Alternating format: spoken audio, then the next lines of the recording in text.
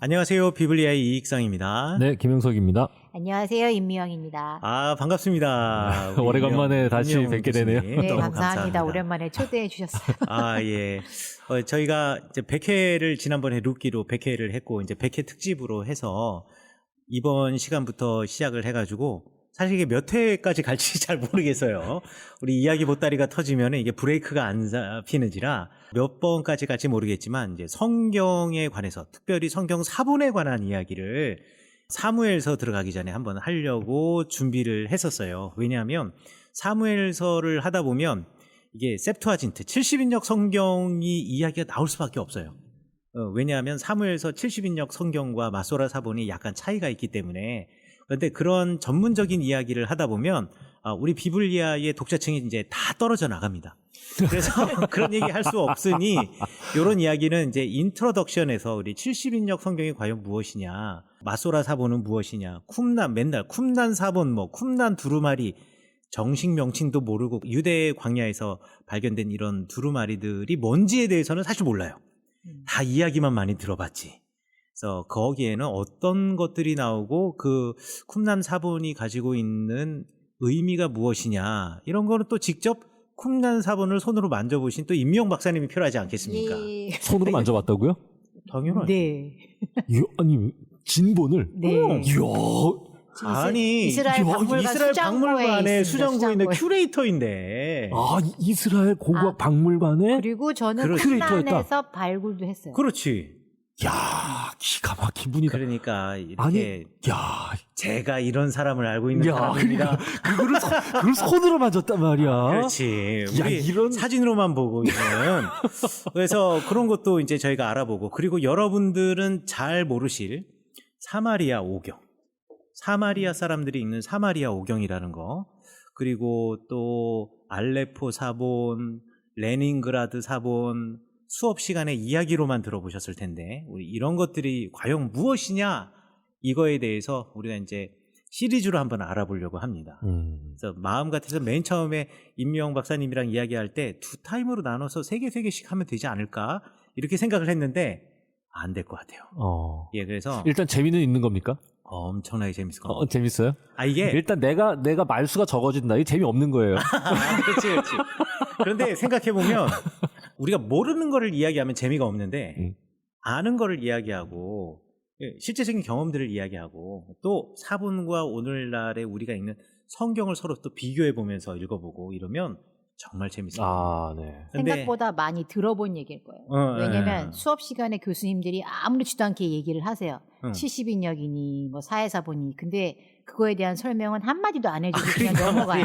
맞아. 그래서 나만 모르는 건가? 그래서 못 물어봐요. 그렇지. 그렇죠. 그러다가 창피하니까 못 물어보죠. 심지어는 네. 70인역 성경을 LXX라고 말하는 사람도 있죠. 그렇죠. 네. 왜 LXX인지 설명을 안 해줘요. 네, 그런 게 되게 많기 때문에 사실은 많이 들어본 얘기지만 모르는. 예. 그래서 도대체 아는 척을 할 수 없는 이야기. 네, 이게 네. 바로 사본들이에요. 좋습니다. 네, 그래서 이 정도 해주시면 또 기대가 생겨. 요거를 갖다가 이제 저희가 하고, 그리고 또 무엇보다도 우리 임미영 박사님이 지금 속해 있는 국제성서박물관이 성경을 전문으로 또 디스플레이를 하고 알려주는 곳 아니겠습니까? 최근에 오픈했어요. 네. 이걸 오픈이라고 얘기하긴. 재개관. 맞아요. 그렇죠. 재개관이 정확한 말인데 실은 제가 오늘 와서 봤는데 새 거나 마찬가지예요. 나도 지난번에서 오고 깜짝 다시 여기 와서 이거는 없던 게 만들어진 거와 마찬가지다. 한국에 있는 기독교 관련 모든 박물관 중에 최고입니다. 저는 가장 가장 이거는 최고의 수준을 불러입니다. 이게 또 오랜 시간 녹아 있는 우리 임미영 박사님의 큐레이팅이 여기 들어가 있기 때문에 이스라엘 고고학 관장. 네, 게다가 이 스토리 라인이 있어요. 우리가 오늘 조금 전에 같이 봤잖아요. 지금 이제 녹음하고 있는 장소가 국제성서박물관 5층에 있는 예배실인데, 저희가 이게 보면서 이게 스토리 라인이 있어서, 그렇죠. 그런데다가 이 아이들과 함께 오면 교육에 너무 좋을 것 같습니다. 박물관에서 제일 중요한 건 동선이거든요. 그렇죠. 사람이 움직이는 라인이 중요하고 움직이는 라인에 따라 어떤 스토리가 점점 더 점진적으로 쌓여가느냐. 그렇죠. 이게 제일 중요한 건데 네. 여기가 왜 우리 그 박물관 갔을 때 뭔게 보람되고 가슴이 벅찬 관람을 했다고 느껴지는 그렇죠, 박물관들이 그렇죠. 있잖아요. 네. 여기가 그렇습니다. 맞아요, 어깨에 맞아요. 막 뽕 들어가고 있어요. 아니, 이게 지금 너무 어마어마한 걸 해내셨어요. 그럼요. 이거 너무 감사합니다, 진짜 그리고 교수님. 감사합니다. 여러분들 초중고 학생들 있다 그러면 여기 이렇게 같이 책 가지고 다니면서 이렇게 같이 스터디 할 수 있는 아이들용 교육 교재도 있기 때문에 이거 정말 좋은 것 같아요. 교회 전도사님들, 그 교회 학교 맡으신 분들이 네. 아이들을 데리고 왔을 때 너무 뿌듯할 것 같아요. 아, 그럼요. 그러니까 와, 이렇구나라고 하는 그런데 걸. 코로나 시대여서 우리가 맥시멈 20명까지밖에 한 번에 저걸 코로나야. 못한다는 거. 하필. 그렇죠. 네. 그게 아쉬움이 있는데 그런데 뭐 교회에서 파트로 나눠가지고 그리고 제가 보기에는 한 팀에 20명 이상 오면 이게 또 집중이 잘 안 돼요. 맞아요. 예. 맞아. 그렇기 때문에 20명 정도면 딱이에요. 아, 실제로 지금 다른 몇몇 교회들에서는 벌써요. 네, 8명, 5명 이렇게 그룹을 지어서 그만큼이, 맞아요. 그만큼이 제일 좋다. 선생님 맞아, 한 맞아. 명하고 아이들 5명 이렇게 해서 지금 여러 차례 보내시겠다고 예약을 하신 분들도 맞아요. 교회가 단체로 오는 게 아니라 분반을 보내는 거야. 그렇지. 그리고 가족이 선생님하고. 많이 와요. 그래, 가족. 난 너무 좋아. 야, 그게 좋다. 그래, 나도 우리 애들이랑 데리고 올라가. 나도. 네. 우리 네. 애들을 네. 보여주고 싶어. 그리고 아까 우리 밑에서 이거 조금 이따 얘기하고. 왜냐면 조금 이따가 이거 박물관 박물관 우리 파트가 있습니까? 파트가 있습니다. 아, 예, 그래요? 예, 예. 알겠습니다. 우리 성경 파트가 있기 때문에 네. 박물관 소개하는 시간이 있기 때문에 흥분했어요. 하여간에 우리 흥분해서 우리가 이 순서를 바꾸면 안 돼요. 네. 그래서 무슨 얘기하다 여기까지 왔지? 모르겠다. 댓글 소개하겠습니다. 댓글 소개하겠습니다. 들리는 말씀 울리는 마음 Welcome to the 비블리아 열리는 성서 알리는 방송 Radio 비블리아 Radio 비블리아 네, WOFLOLPOH는 너무 힘들어요. 아이디가 어떻게 하였습니다. 저 힘듭니다. 이거 아마 예. 저 한글로 치면 뭐 나올 거예요. 그래요? 뭔지 모르겠지만. 그래? 아닌가? 모르겠네. 한번 잠깐만요.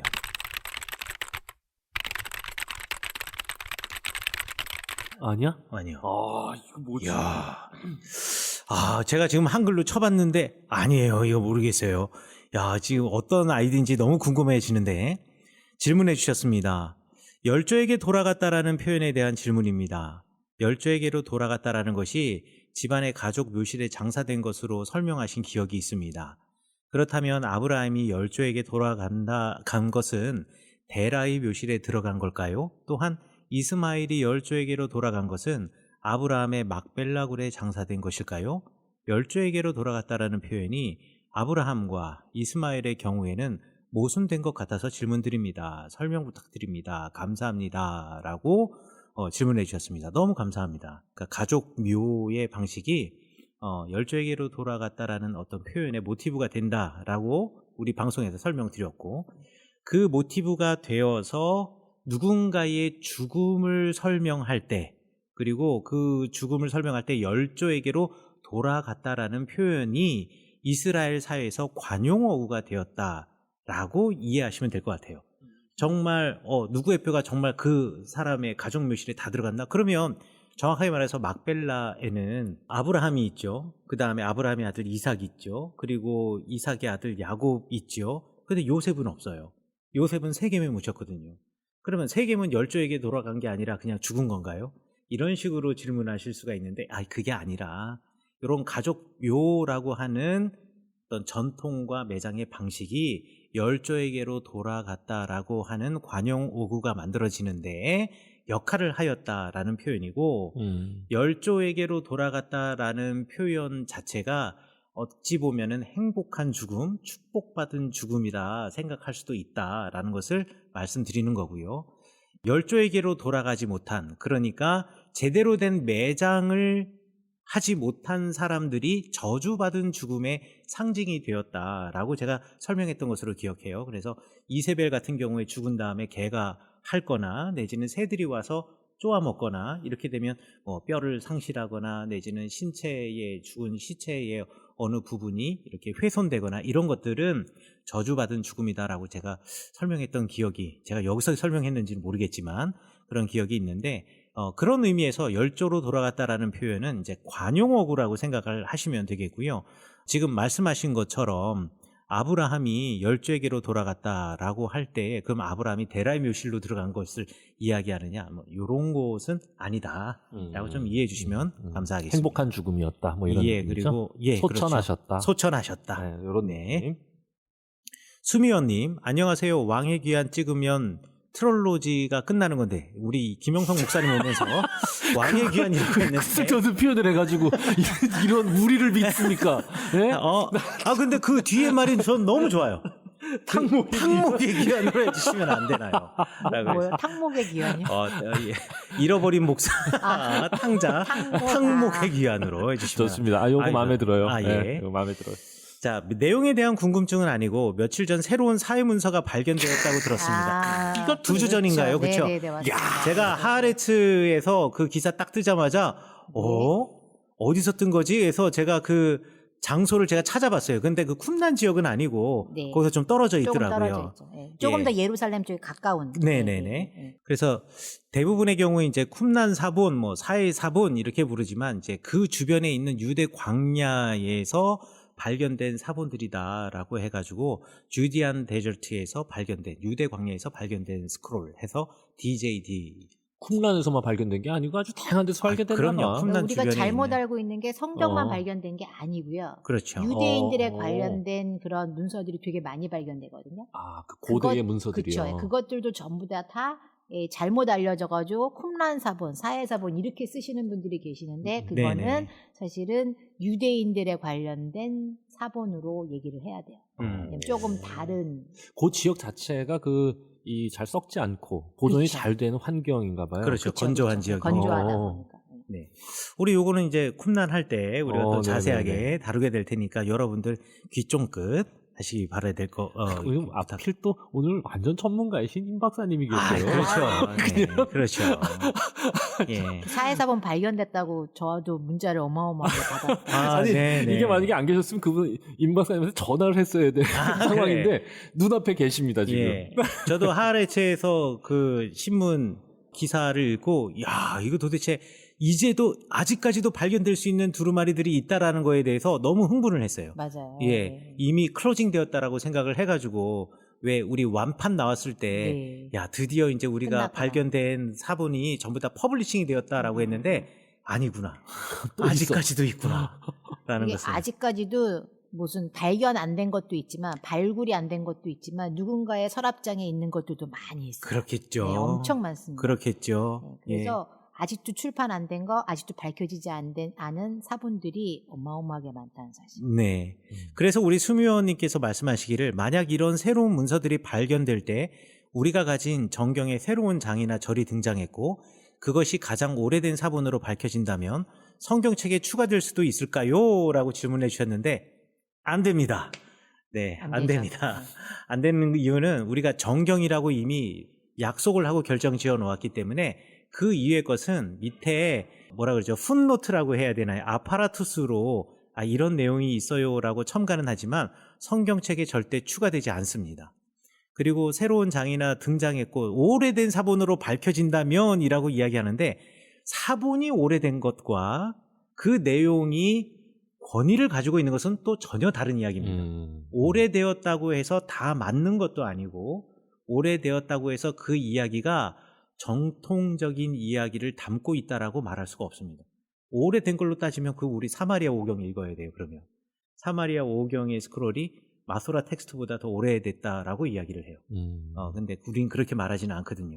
사해사본에서 발견된 것도 그렇죠. 오래된 거임에도 불구하고 마소라 텍스트보다 더 오래됐음에도 불구하고 정경에 결정되어져 있지 않은 것은 정경으로 빼버리죠. 들어오지 않았어요. 그렇죠. 네, 그렇기 예. 때문에 이미 정경으로 정해진 것만 정경입니다. 맞습니다. 그래서 성경책에 추가될 수가 없다라는 비보를 우리 승위원님께 전해드립니다. 정경화 과정 그 이전에 발견됐으면 모를까? 그렇죠. 그 이후에 발견된 건 안 된다. 안 됩니다. 예. 이거 뭐 주석서에나 된다 그러면 너무 복잡해요.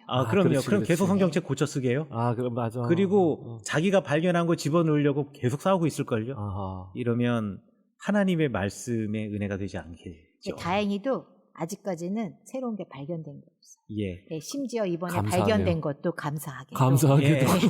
이미 새로운 내용이 아니에요. 예, 이미 있는 내용이고 그게 같은 너무 내용. 놀라운 네. 거예요. 사본들이 거의 똑같다는 게. 그게 그래서 권위를 갖는 거예요. 그러니까요. 성경의 그래서 권위는 거기서 이제 나오는 것 같아요. 하나님이 쓰신 거다 이렇게 네, 되는 수많은 거죠. 사본들이 거의 일치하게 나온다는 게. 네. 그래서 제가 이번에 제가 매달 이렇게 하나씩 고고학 발굴물이나 고고학대에서 이제 소개하는 글을 저희 홈페이지에 올리는데 지난번에 하하레츠 기사를 읽고 아, 이거에 대해서 써야겠다라고 하다가 100회 특집을 구상하면서 쓰면 안 된다. 방송이 끝난 다음에 써야 된다. 아, 썼다가 잘못되면 이건 완전히 창피다. 그래서 기다리고 있습니다. 예, 우리 또 모일회 구루무님, 이방인들도 사용해서 너희를 쳤다고 하셨는데요.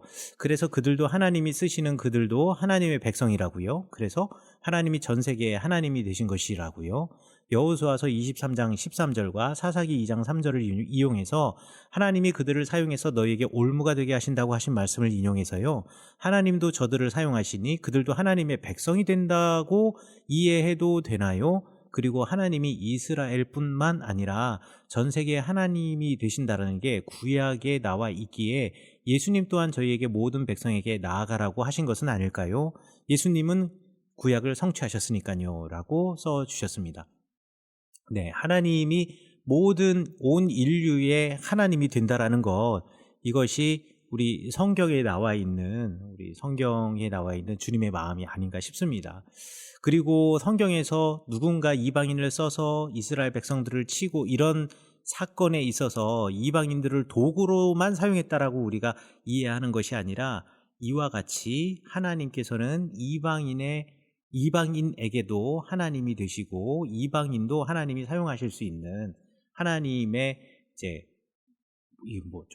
뭐라 그래야 되죠? 우주론적인 하나님이라 그러나요? 이런 걸 뭐라 그러나요? 저도 잘 모르겠는데. 그러니까 온 인류의 하나님이 되신다라는 것, 이것에 대해서 우리 모일회 구름운님께서 이야기를 들으시면서 정리를 해 주셨습니다. 감사하고요. 토당님, 98화에서 제 질문에 상세히 답변해 주셔서 감사드립니다. 개인적으로 신명기 사가를 좋아했는데 이처럼 다양한 관점이 있다는 것을 처음 알게 되어 기쁩니다. 신명기 사가의 관점도 있지만 제사장의 전통도 지혜의 전통도 다 필요하다고 생각합니다. 한 사람 안에 세 전통과 관점이 모두 있지만 어느 하나가 강조되어 드러납니다. 그렇다고 다른 것들이 사라지는 것은 아니지요. 그래서 김영석 목사님께서 말씀하신 것처럼 세 전통의 융합과 통섭에 동의합니다. 제 안에도 이 세 가지가 모두 있고 또 필요에 따라 각각 나타나기도 합니다. 그리고 이익성 목사님께서 풀어 설명해 주신 신학적 통찰이 비록 설교에서는 말할 수 없지만 본문을 이해하고 설교를 펼쳐나가는데 꼭 필요한 것이라고 생각합니다. 너무 감사합니다. 김영석 목사님이 모든 것을 은혜의 한 줄기로 엮어내는 은가리시라면 이익성 목사님은 지혜와 영감을 퍼뜨리시는 지혜의 단비이십니다. 다시 한번 감사드립니다. 라고 써주셨습니다. 너무 감사합니다. 네, 너무 감사합니다. 우리 시원따끈님, 수종드는 여인들, 우리 사사기에서 입다의 딸에 관한 이야기를 읽으시면서 달아주신 것 같은데요. 수종드는 여인들은 그럼 결혼을 하지 않는 여인들만 가능했는지, 처녀들만 성막에서 수종드는 여인들로 가능했는지, 어떤 사람이 성전에서 수종드는 일을 하게 되는 건지, 본인의 뜻에 따라 지정된 것인지 입다의 딸의 이야기를 들으면서 문득 궁금해졌습니다. 라고 해주셨는데요. 이거는 수종드는 여인이 어떤 자격이 주어지고 어떻게 된다라는 것이 사실 성경에 나와 있지 않기 때문에 확답을 드릴 수는 없습니다만 대부분의 경우 우리가 추론하기는 성막에서 수종드는 여인은 처녀였을 것이라고 생각을 하죠. 그래서 성막에서 수종드는 여인의 가능성은 히브리어 크데시아에서 나오죠. 크데시아가 이제 어떤 예전에 이제 불과 한 몇십 년 전만 해도 크데시아를 성전 창기 뭐 이런 그렇죠. 식으로 네. 번역을 해놓기도 했어요. 왜냐하면 고대 메소포타미아 사회에서는 크데시아와의 성적 관계를 통해서 어떤 신과 합의를 할 수 있다 뭐 이렇게 생각을 하기도 했기 때문에. 그런데 성전에서 일하는 여인, 적어도 우리 성막이나 이런 곳에서 수종드는 여인들은 그런 메소포타미아의 어떤 성전 창기와 같은 그런 이미지는 전혀 아니고요. 아마 처녀였을 것이라고 대부분들 추측을 합니다. 그러나 성경에 나와 있지 않기 때문에 정확하게 그 규정은 알 수가 없어요. 이지은 사모님의 코멘트와 질문들이 너무나 좋습니다. 정말 좋은 인사이트 많이 이야기해 주시는 것 같아요. 감사합니다. 다만 이익상 목사님이 사모님 칭찬이 좀 부족하다라는 생각을. 맞아. 네. 좀 그런데 많이 하세요. 남편이 또 아내한테 너무 그러면 팔불출 같잖아요. 맞아. 제가 보니까 옆에서 보니까 저 이익상 목사님은 이지은 사모님 칭찬을 좀 아끼고 또 반대도 그래요. 이지은 사모님도 이익상 목사님에 대한 칭찬이 좀 박해. 아, 그렇지. 박해. 그래서 그래요? 나도 억울해. 나한테 많이 했는데. 아, 그런가? 이상 목사님이 어. 사모님 칭찬 많이 하는데요. 야. 유학 시절부터 봐왔어요. 그럼요. 우리 민들레 여자친구, 그지? 아니, 우리 이진 민들레. 사모님은 항상 우리 민들레. 칭찬받을 만한 인물입니다. 그럼요. 그럼요. 네, 예. 그분은 이제 칭찬받을 네, 만한 맞아요, 인물인데 이제 이익상 목사에 대해서는 이제 제가 생각하는 이제 그 친구 이익상 목사보다 이지은 사모님이 이제 좀 훨씬 낫다? 아, 그런 거는 네. 평가를 아무나 하는 게 아니라. 누나 화이팅. 우리 시원따끈님이 이제 아기 어머니이시다 보니 또 아내이시다 보니 예, 이렇게 제 아내의 편에서 또 말씀해 주시는 게 아닌가 싶습니다. 감사합니다. 가이사랴 빌리뽀님 정말 잘 듣고 있습니다. 오랜만에 댓글 다네요.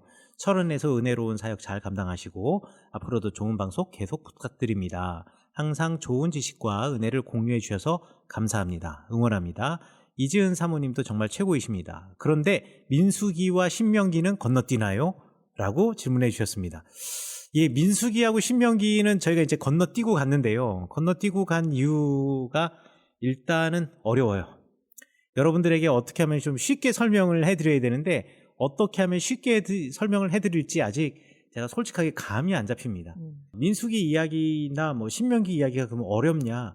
뭐 내용 자체가 그렇게 어렵다라고 말할 수는 없는데 제 머릿속에서는 이 민수기에는 제2하고 2하고 P가 마구 섞여 있기 때문에 이거를 잘 조리 있게 정리해가지고 쭉 끌고 나가는 게 그때 당시에서는 힘들었어요. 왜냐하면 출애굽기를 우리가 JP로 나눠가지고 쭉 설명을 하던 끝에 그냥 민수기로 넘어가 버리니까 민수기로 넘어가면 이걸 또 JP를 이걸 출애굽기만큼 깔끔하지 않거든요. 민수기는.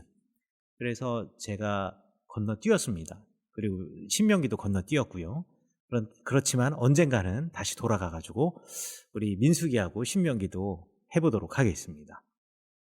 카라79님, 철원에서 새로운 삶도 주께서 함께 하시길 기도합니다. 또 김영석 목사님의 목소리도 너무 반갑습니다. 앞으로 잘 부탁드립니다. 사모님의 간증 감사합니다. 주님 앞에 올바르게 회개함으로 오늘 주와 함께 하실 것을 기대하며 기도합니다. 라고 써주셨습니다. 너무 감사합니다. 카라79님이 누구신지 사실 약간 궁금해요. 왜냐하면 카라79님이 이게 아이콘이 조그맣게 보이는데 느낌에 유대 광야에서 찍은 뭔가를 이게 찍는 듯한 사진인 것 같아요. 예, 그래 보이죠? 그래요, 맞아요. 예, 그래서 이스라엘 갔다 오신 분이네. 이스라엘 갔다 오신 분이신구나. 이렇게 제가 지금 생각을 추측을 하고 있습니다. 카라79님 반갑습니다. 모일회 구르무님, 목사님 혹시 야곱이 형 에서를 만나 복을 돌려주고 나서 준 양과 염소가 아브라함과 이삭이 우물을 돌려받으면서 계약의 증거로 준 예물과 같은 것 아닐까요? 확실히 내가 너에게 돌려준 거니 이걸로 계약을 맺고 더 이상 이걸로 나에게 뭐라고 하지 말라라고 생각해도 되나요? 라고 질문해 주셨는데 이거 재밌는 상상이시네요. 그러네요. 예. 근데 그 단계에서 계약이라는 그 단어나 그 전반적인 그 스토리 라인이 계약보다는 거의 뇌물에 가까운 거였기 때문에 계약이 되려면 갈라야 되는데 그렇죠. 그죠? 갈라서 그 사이를 지나가야 계약이 되는 거기 때문에 내지는 뭐 양과 염소를 줬다는 얘기는 갈라버리면 사실은 그거는 재산이 될 수가 없거든요. 그렇죠. 그러니까 이거는 약간 뇌물성이 아닐까요? 예. 아부성? 그리고 또 계약까지보다 안 죽으려고. 아브라함 같은 경우에도 서로 주고받는 게 있었는데 그죠. 예, 야곱은 에서에게 주고받는 게 있는 게 아니라 그냥 주기만 한 거잖아요. 살려달라 이거지. 살려달라고. 죽이지만 말아달라 이거. 계약보다는 뇌물에 가깝지 않을까라고 저는 생각해 봅니다. 뇌물이라기보다는 형한테 주는 선물. 선물? 네, 선물. 마음을 누그러뜨리는 선물. 선물은 너무 그러니까 완곡한 표현 아닙니까? 선물이라는 이름 하에 이제 뇌물의 의미를 같이. 네. 마음을 누그러뜨리는 네, 그렇지. 그거 많이 무서웠던 거야. 그렇죠. 그만큼 무서웠던 거야. 가이사랴 빌리뽀님, 레위기 다시 듣고 있는데요. 16장 설명 중에 출애굽 후 7째 달이 새해라고 하셨는데 출애굽기에 6월절 그 달을 한 해의 시작으로 지키라고 명령하셨잖아요.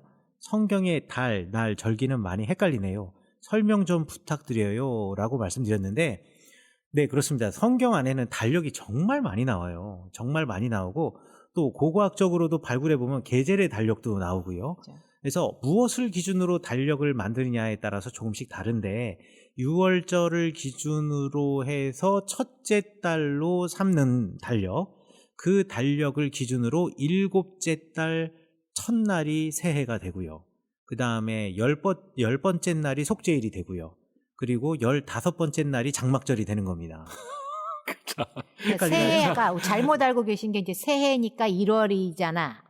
우리의 1월이잖아라고 그게 아니고 생각을 한 하시는데 10월쯤 되는 거죠. 10월. 그렇죠. 10월쯤 그렇죠. 되는데 10월쯤. 그나마저도 이렇게 얘기 알아들어. 새해 첫 달이 아니라 그렇죠. 그 달부터가 첫째 달이 아니라 그렇죠. 6월절부터 시작했을 때 7째 달. 그렇죠. 그렇게 계산하셔야 돼요. 그러니까 6월절이 첫째 달이라고 보시면 돼요. 그렇죠.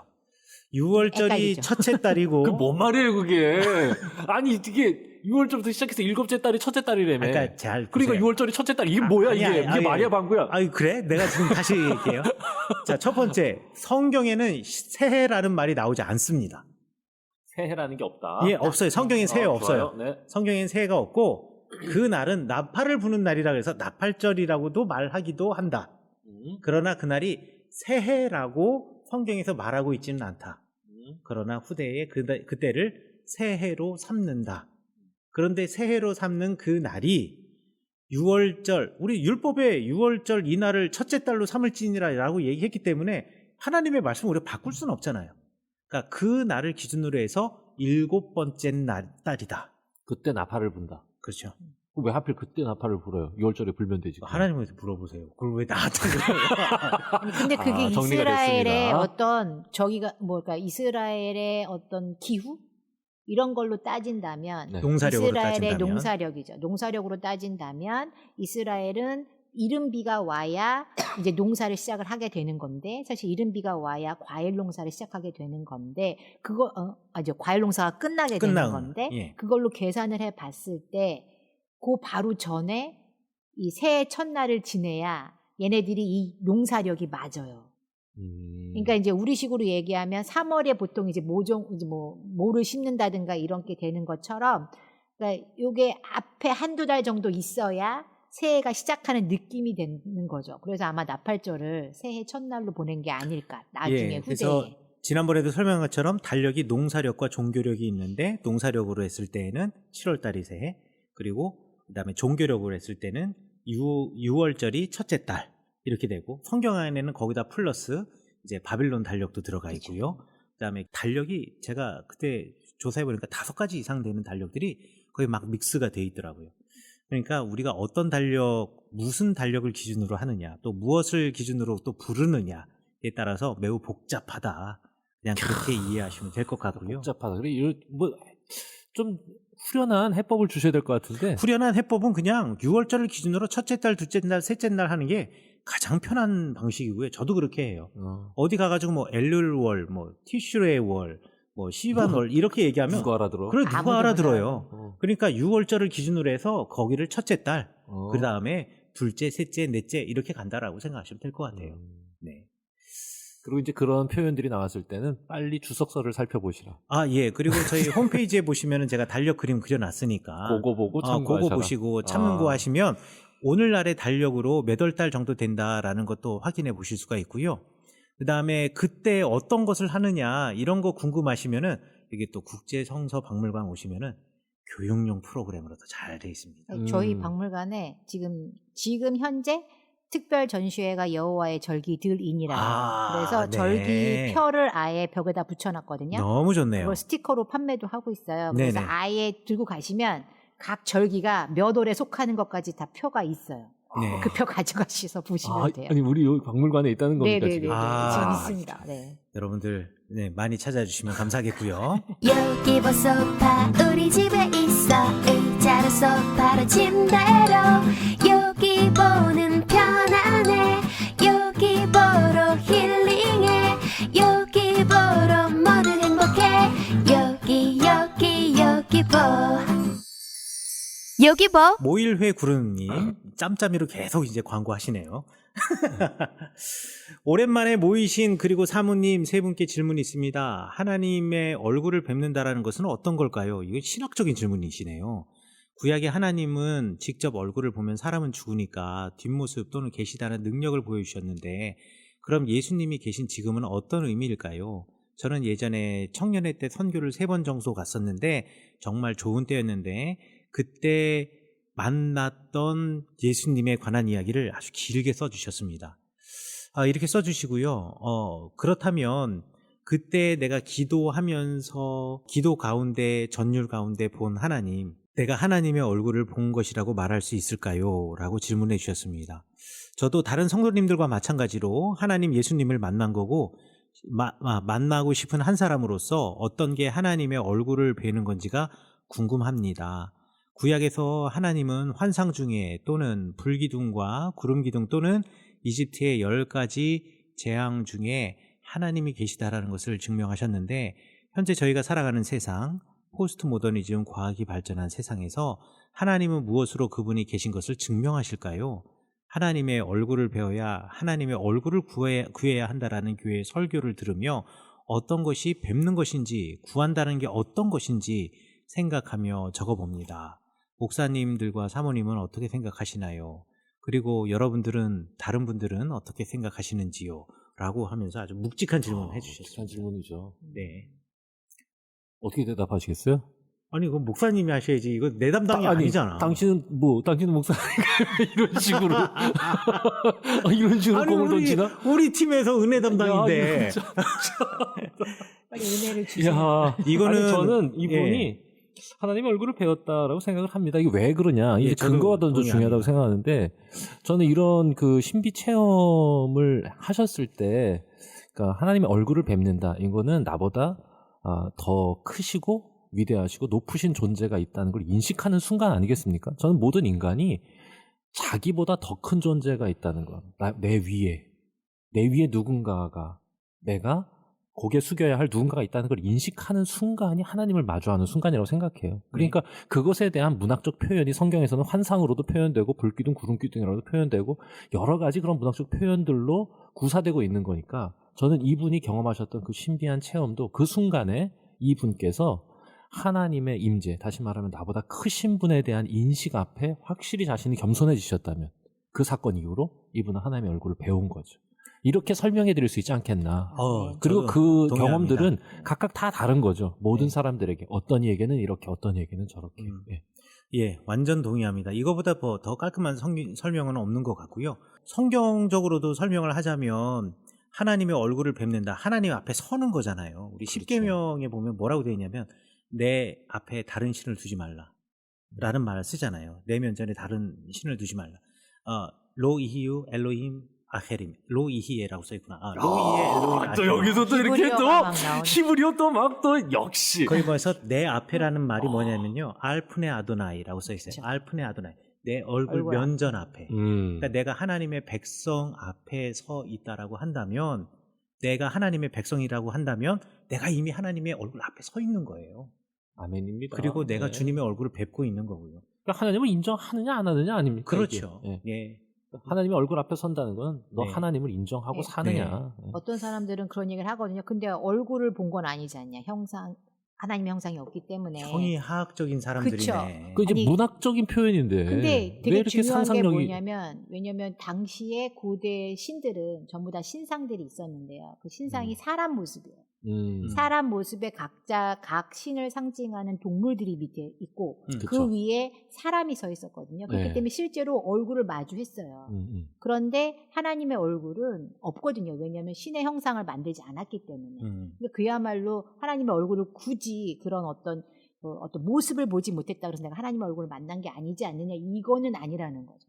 지금 이제 오늘 그렇죠. 김 목사님 말씀하신 것처럼 사실은 이런 영과 어떤 그런 모습이야 굳이 어떤 얼굴이 아니더라도 그걸 그럼요. 어떻게 느꼈다면 네. 그것은 곧 하나님을 함께한 것을 느낀 게 중요하지 않을까요? 또렷이 보지 못하신 게 제대로 되시는 겁니다. 그렇죠. 또렷이 보시면 아니 그리고 이제 그 사건 이후에 내 안에 나타난 변화가 저는 그거에 대한 증거가 된다는 거죠. 그러니까 네네네. 나는 하나님보다 작은 존재라고 하는 걸 내가 고백하고 있는가? 나 그렇게 됐다면 그건 만난 것이고 내가 여전히 주인이 돼가지고 내가 거인처럼 살아가고 있다면 그건 이제 아무리 환상을 보았다고 그래도 그건 하나님을 만난 게 아니겠죠. 김영석 목사님의 엑설런트한 설명에 저는 숟가락 하나 얹어 보았습니다. 젓가락 아니었어요? 아, 죄송합니다.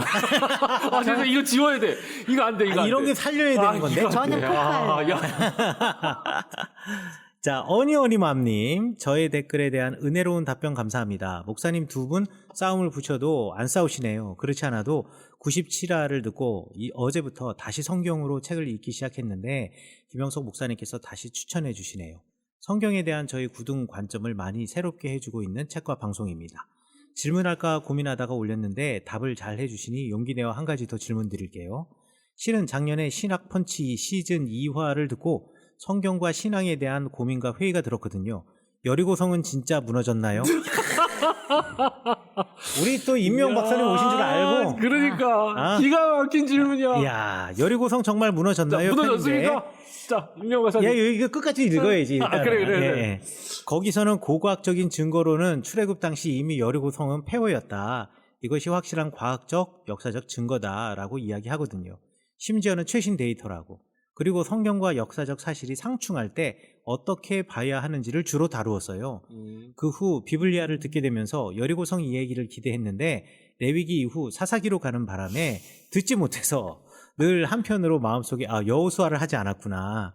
궁금증이 있어서요. 고고학 의견을 물을 곳이 여기뿐인지라 정말 여리고성은 그 전에 무너져 있었나요? 라고 질문해 주셨습니다. 네.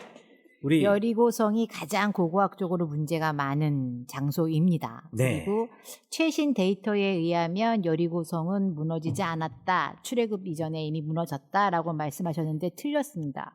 최신 데이터에 의하면 적어도 큰 성은 아니었지만 후기 청동기 시대의 말기에 이 성이 있었고 그러나 벽이 그렇게 두껍지는 않았다는 건데요. 벽이 또 일부 이제 학자들 중에는 벽이 안쪽으로 무너졌다. 바깥쪽으로 무너지면 이스라엘 사람들이 다쳤을 거 아니에요. 그래서 안쪽으로 무너진 흔적이 있다. 예. 네, 재밌다. 최근 데이터에 의하면 그런 부분이 없지 않아 있습니다. 근데 먼저 저희가 그 역사적인 부분을 이해를 하셔야 되는 게 있는데 뭐냐면 당시의 여리고 성은 성벽을 두껍게 쌓을 수 없었습니다. 왜 왜요? 없었냐면 당시에 가나안 땅은 이집트에 소속되어져 있는 땅이었고요. 람세스 2세에 의해서 통치가 되어지는 땅이었기 못 쌓게 때문에 했구나. 못 쌓게 했습니다. 마치 저기 그 중국의 거기 무슨 성이야? 자금성하고 못 가봤는데. 한국의 경복궁하고 이 차등을 그렇죠. 차등을 줘야 저기는 되는 천 것처럼. 네. 그런 차등 주는 것도 차등 드는 거지만 뭐냐면 군사용 목적으로 못하게. 성벽을 두껍게 쌓으면 네가 나한테 반항하는 거야. 그렇지. 그렇죠. 그래서 군사용이 아니라. 이집트인들이 오. 와서 싹쓸이를 해갔거든요. 그래서 두껍게 쌓지 않았어요. 그래서 얇게 쌓았어요. 그게 이제 느헤미야가 성 쌓는 이야기와 같은 거잖아요. 비슷한 얘기입니다. 예. 그래서 얇게 쌓았는데 실제로 후기 청동기 시대 때에 얇게 쌓은 벽이 발견이 되긴 했어요. 그런데 무슨 문제가 있냐면 이 얇게 쌓은 성 때문에 성벽이 얇게 쌓게 되면 성벽 위에 사람이 살 수가 없죠. 성벽에 붙여서 사람이 살을 수가 그렇죠. 있어요. 왜냐하면 라합이라고 하는 여인이 성벽 위에 살았다고 돼 있거든요. 성벽 위에 살려면 성벽과 요 고대 이스라엘에서는 성벽과 성벽이 외벽과 내벽이 있어요. 잠깐만. 여기서 성벽을 얇게 쌓았다라는 것이 네. 케이스메이트가 아니라는 얘기인가요? 아니에요. 그러니까 외벽이라는 거. 얇게 쌓은 거가 뭐냐면 두께가 3m가 안 되면 얇게 쌓은 거예요. 오케이. 예. 그러니까 보통은 두께가 3m예요. 그런데 만약에 외벽과 내벽을 쌓을 경우에는 바깥이 6m, 내벽이 3m. 그렇죠. 어마어마하게 쌓습니다. 어마어마하구나. 왜냐하면 그것이 그들의 방어 수단이니까요. 그러다 보니까 두껍게 쌓아서 외벽과 내벽을 쌓은 다음에 가운데 공간을 사람이 살았어요. 예. 이게 바로 케이스메이트 월이라 그래서 중간에 방이 마련되어져 있는 건데 예. 이런 상태에서는 위에 성벽 위에다가 이 케이스메이트 월이라고 하는 방 위에 당연히 천정이 들어가겠죠. 사람이 그럼 살수 천정이 있죠. 들어가게 되면 외벽과 내벽 사이 위에 천정이 만들어지고 그 위에 사람이 산 거예요. 라합이 거기 살았다. 그렇죠. 이렇게 살아야 되는데 사실 후기 청동기 시대 때는 두껍게 쌓을 수가 아. 없었다는 거예요. 그래서 라합이 거기 살지 않았다라고 하는 결론을 낸 거거든요. 아, 그러니까 성벽이 무너졌냐 무너지지 않았냐가 문제가 되는 게 아니라 라합이 성벽에 잇대어서 그 위에 살 수 있었느냐 안 되느냐 이게 사실 더 큰 문제가 되는 그쵸. 거죠. 그게 그 가장 이야기의 큰 진위에서부터 이제 문제가 되기 시작하는 그러니까 거야. 심지어 후기 청동기 시대 때 성벽이 있었냐 없었냐는 이제는 얘기를 안 해요. 왜냐하면 그렇죠. 성벽이 없는 도시는 없어요. 그렇죠. 예, 그래서 성벽은 있었으나 두껍게 쌓지 못했고 그다음에 라합이라고 하는 여인이 성벽 위에 살기에는 어떤 그런 성벽 구조 자체가 문제가 있지 않느냐라고 얘기를 하는데 이 구전되었다라고 성경이 구전되었다라는 걸 우리가 감안했을 때 라합의 어떤 그 성벽 위에 살았다라고 하는 표현은 사실은 후대에 첨가된 거라고 보고 있어요. 그 뭐라 그러죠? 그러면 후기 청동기 시대 때에, 그러니까 가나안 정복 전쟁 시대 때에 그 벽은 전쟁으로 무너진 흔적이 있나요? 없나요? 네, 있습니다. 예, 그러면 네, 깔끔하게 해결이 된 거네요. 예, 여리고성 무너진 게 많고요. 신학 펀치의 내용을 좀 조정해 주셨으면 감사하겠습니다. 아, 깔끔하다. 깔끔하네. 깔끔하다. 이래야 되거든. 오. 아, 너무 감사하네요. 이게 어니어니맘님 질문의 타이밍이 너무 좋았습니다. 이거 저한테 그냥 생짜로 물어보셨으면 지금 또 찾아봐야 돼요. 그런데 실은 이제 그 이야기의 진위도 되게 중요하겠지만 여리고가 무너졌다는 게 굉장히 상징적인 의미를 갖는 거 아니겠습니까? 그렇죠. 그렇죠. 예. 네, 네. 예, 여리고라는 그 어떤 그 랜드마크 같은 그 도시를 하나님이 선물로 주셨다. 네. 실은 이게 가장 큰 메시지라고 저는 생각하거든요. 네네, 근데 맞습니다. 여리고는 정말 중요한 장소고요. 여리고를 갖는다라고 하는 것은 그들에게 어떤 상업적인 그리고 산업적인 장소를 갖는다라고 하는 굉장히 큰 그러니까요. 의미거든요. 네. 이스라엘이 허락받은 땅에 들어가는 첫 걸음에서 하나님은 어마어마한 걸 선물로 주셨다고 하는 메시지가 실은 이제 여리고성 사건의 가장 중요한 그러니까 안시성 메시지죠. 넘어뜨리면 끝나는 건데 안시성을 넘어뜨리냐 못 넘어뜨리냐 이거 문제인데 그 안시성이 여리고성 같다. 그걸 그냥 주신 거다. 아, 그렇죠. 그 전쟁 없이 동네에서 주신 살만한 거죠. 동네는 여리고성밖에 없거든요. 그렇죠. 할렐루야. 예. 그리고 샘 터져 나오는 데밖에 후에도 없거든요. 역시 그 동네에는 여리고성에만 사람들이 살거든요. 그렇죠. 네. 그러니까 이게 실제로 이제 역사적 사실 여부보다 실은 저는 훨씬 더 의미를 네. 두는 거는 어떤 문학적 의미가 우리가 보다 더 주목해야 될 부분이다. 이렇게 네. 저는 심지어 이야기하고 싶습니다. 현재에도 여리고성에만 유일하게 이스라엘에 카지노가 있습니다. 아, 그게 중요한 그만큼 중요한 동네라는 거죠. 그 호텔. 그 네, 맞습니다. 우리 갔던 그 여리고성에 호텔. 오아시스 있는 호텔. 호텔. 아, 거기에 카지노 있는 호텔이 유일하게 그게? 카지노가 있는 이게 데가 근데 거기입니다. 거기 지금 문은 닫았어요? 예, 문 닫았어. 그거 좋은 호텔인 것 같은데 예. 주변에 아무것도 없고. 그렇죠. 그 카지노 하나로 먹고 여리고가 먹고 살았는데 오. 정부에서 막아버려서. 네. 어. 모일회 구르무님, 목사님들께 아니 왜 이스라엘 사람들은 예수님이 성전에 들어올 때 그렇게 환대하고 나서 왜 며칠 지나고 나서 예수님을 죽이지 못해서 그렇게 안달한 건가요? 라고 질문하려고 했는데 유튜브에서 대답해 주시니 감사합니다. 제 설교 내용을까지 찾아가가지고 들어주셔서 이러면 너무나 진짜 고맙습니다. 찐팬입니다. 아, 그런데 이러면 점점 부담스러워지는 거예요. 이제 설교도 다 털리는 거야. 그렇지. 제가 이런 말을 제가 목사로서 이런 말을 하면 좀 그렇지만 요즘 시대에 목회를 한다는 게 좀 억울한 게 있어요. 왜? 옛날에는 어. 여기서 했던 설교를 저희 가서 해도 돼. 근데 이젠 못해. 왜? 유튜브에 다 올라가 있으니까. 내가 했던 설교를 누군가가 유튜브에서 이미 들었으면 내가 그 똑같은 설교를 또 하면 단번에 알잖아요. 그게 그러면 안 돼요? 그런데 장소와 때에 따라서 그러니까 아니 나- 감동이 다를 수 있어요. 아니 그런가? 목사님 네. 그렇게 생각하시면 안 돼요. 그래요? 그럼요. 나는 그게 너무 부담스러워서. 아니, 그리고 저는 그 똑같은 메시- 강의 여러 곳에서 해요. 강의하고는 다르지. 이거는 아니, 인포메이션을 주는 게 아니니까. 그 말씀을 잘해서 전달해야 될 메시지가 있는 거고 그거를 다른 회중 앞에서 하는 건데 이 뭐 유튜브라고 하는 이 매체 때문에 혹 몇 명이 들었다고선 칩시다. 괜찮나? 네. 저는 그게 감동이 달라요. 늘 마음이 장소와 누구하고 함께 하느냐에 이게 따라서. 했던 것도 하면 안 된다라는 마음으로 뭐 아, 최대한 되게 줄여야 스트레스 받는. 되겠지만 조금 바꿔서 하세요. 에피소드만. 아, 네, 아주 명쾌한 뭔가 허락받는 느낌이지. 예, 허락받은 느낌. 아, 마음에 짐을 넣는 느낌. 아, 아유, 네, 네. 감사합니다. 예, 그 다음에 저는 그동안 헤세드가 변함없는 사랑, 끈질긴 사랑이라는 뜻으로 알고 있었는데 방송을 듣고 찾아보니 훨씬 더 넓은 의미를 가지고 있었네요. 저는 긍휼도 좋지만 책임적 사랑이나 내리사랑이라는 말도 잘 어울릴 것 같아요. 사랑하기 때문에 내가 책임지고 상대방의 안위를 돌보는 것이 하나님의 사랑이 아닌가 생각이 아멘입니다. 들면서 헤세드라는 단어가 그 전보다 더 멋지게 들리네요. 할렐루야. 더 멋있게 또 정리해 주셨습니다. 네, 너무 멋지게 수미호님은 이번에 처음으로 댓글들을 올리시는 것 같아요. 음. 네, 너무 반갑습니다. 자, 그 다음에 액츠님, 두 분 목사님과 사모님 안녕하세요. 비블리아를 통해 많은 도움과 은혜를 경험하고 있는 찐 애청자입니다. 액츠님이 예전에 댓글을 올리신 적이 있으신가요? 처음이신 것 저도 같은데. 처음인 것 같아요. 네네네. 비블리아가 벌써 100화가 되었군요. 정말 축하드리고 그동안의 노고에 뜨거운 박수를 보냅니다. 이번 100화를 통해 큰 감격과 감동이 있어 댓글을 남깁니다.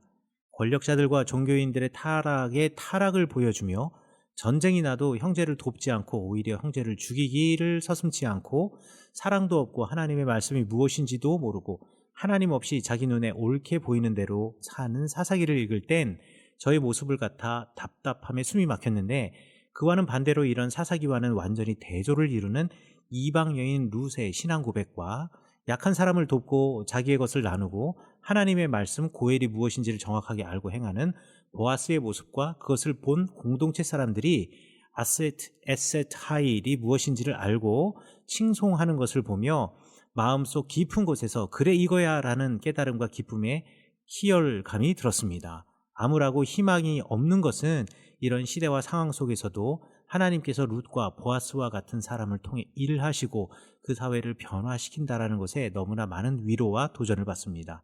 요즘 회의감에 빠져서 무력하게 지내고 있었는데 삶의 자세를 고칠 수 있는 인사이트가 되는 은혜의 방송이었습니다.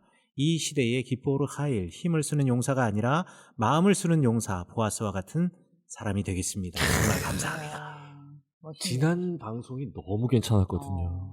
지난 방송을 지금 그냥 너무 은혜가 돼 엑기스로 있어. 다 정리해 주셨네요. 그러니까 너무 멋지게 정리해 주셨어요. 어. 진짜 찐의 청자 맞으시죠? 와, 정말 너무 감사하다. 이렇게 간단한 이야기를 우리가 1시간 동안 떠들었던 거예요. 그러니까. 굉장히 은혜가 됐거든요, 진짜. 네, 너무 너무 좋았습니다. 감사합니다. 우리 댓글, 그러면서 우리, 이거 말을 해야 되나? 아니, 이게 보이니까 그냥 말씀을 드려야 되지 않을까요? 네, 10만 캐시를 후원해 주셨습니다. 우와. 너무 감사합니다. 아이고. 너무 감사합니다. 지난번 방송이 진짜 함께 와서 이제 이렇게 녹음을 하는데도 그렇게 은혜가 돼서 좋더라고요. 네, 너무 좋았습니다. 이렇게 하고 나면은 이게 뒤에 어떻게 해야 될지 또 많이 부담스러운데. 그래서 이제 색깔 확 바꿔가지고. 그렇지. 바꿔가지고 지금 딱 기획을 아주 잘했어. 잘했나요? 아주 잘했어요. 이거 뭐 네? 뒷걸음질 치다가 쥐 잡은. 맞습니다. 그래서. 우리 집의 쥐를 빨리 잡아야 되는데 벽 따라다니는. 네, 댓글 소개 여기까지 하도록 하겠습니다. 길었네요. 네. 네, 감사합니다. 그런데 댓글 소개만 이게 벌써 50분인데. 이거 이걸 어떡하지? 이거는 그냥 이거는 엑스트라 버전으로 올리고. 그러죠. 예, 네네네. 이것만 올리는 거 이거 양심이 아니야. 이거. 그래요. 네. 예, 좋습니다. 곧바로 2개를 연달아 이어서 2, 3일 간격 차이로 올리도록 하겠습니다. 예, 오늘은 여기까지. 며칠 후에 뵙겠습니다. 예, 며칠 후에 뵙겠습니다. 감사합니다.